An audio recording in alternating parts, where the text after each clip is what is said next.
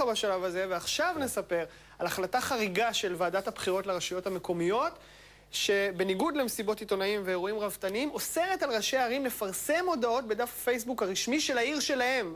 האיסור ניתן בעקבות עתירה של 3 המועמדים לראשות עיריית ראשון לציון נגד ראש העיר המכהן דוב צור. הנה הטענות של אחד המועמדים שמתחרה נגד צור, שמו אסף דאבול.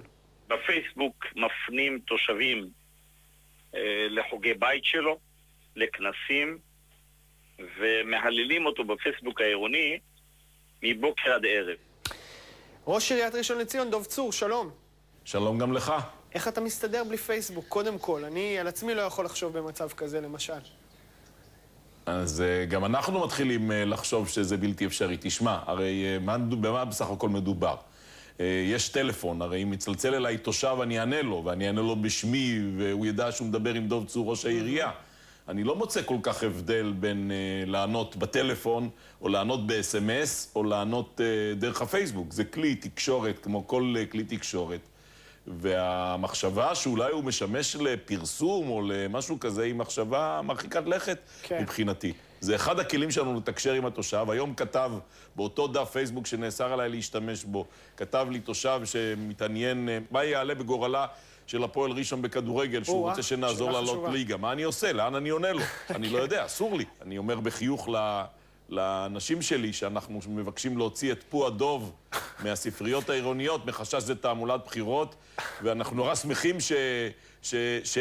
שמחים שחנוכה יוצא אחרי 22 באוקטובר, כך שנוכל לשיר בשקט מה עוד סור.